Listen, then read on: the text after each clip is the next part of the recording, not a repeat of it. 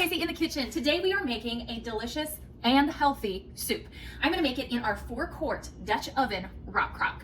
So this rock crock right here, I love this. Super versatile. You can use it on the stovetop, which I already did, and I browned up 1 pound of hamburger. You can use it on the grill. It can go in the stove. It can go in the microwave. And it pairs with our slow cooker stand. So it converts into a crock pot as well. It like literally does everything. So we have 1 pound of hamburger browned up in there. Then we are going to go ahead and add in our veggies, our broth, and all the extras. And then this is gonna cook for about 6 hours on low, or I might do a couple hours on high and then a couple hours on low. So this is the beef and barley lentil soup. So we've got our beef in there. Next up, we are gonna add in our celery, carrots, and onion, which is about a cup of each, maybe 1 small onion, and about a cup of your celery chopped up, carrots chopped up. And then I also have about 2.5, depends on the size, 2 bigger or 3 smaller red potatoes. Now the nice part about this recipe is if it's a busy night for you guys, guess what? You can have a lot of this prepped ahead of time, even the night before, and then just throw it into your crock pot, or if you have our rock crock and warming stand, you could use that. You could throw that in the morning. Cut up your veggies, your carrots, your onions, your celery on the weekends or when you have more time, and have those ready and portioned out so that prepping for dinner goes much faster. All right, so we've got all of our veggies and our potatoes in there. Next up, by the way, I use the mix and chop to brown up that hamburger on the stovetop. If you don't have the mix and chop, this is the best ever. So tell me if you have the mix and chop. So next up, I'm gonna add in lentils. I have 1 cup of lentils measured out here. We're gonna add those in and also add in, so this recipe calls for barley.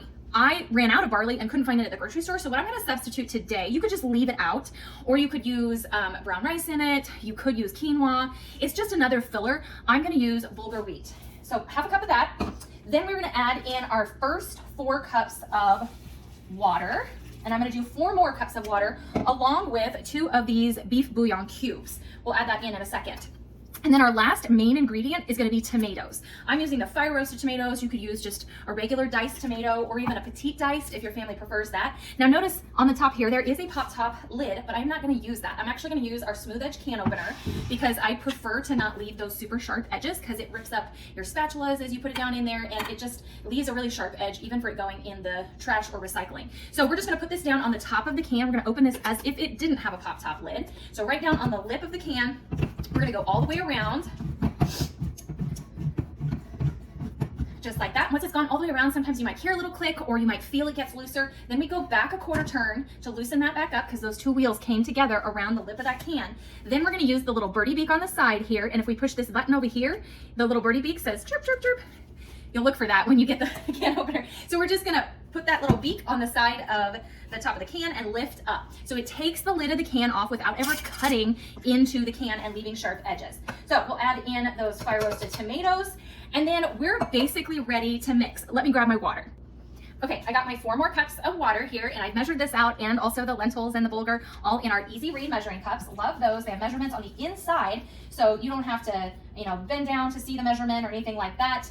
And then I'm gonna add in those 2 beef bouillon cubes, and that's it. I'm gonna stir this around just a little bit, just get everything mixed together.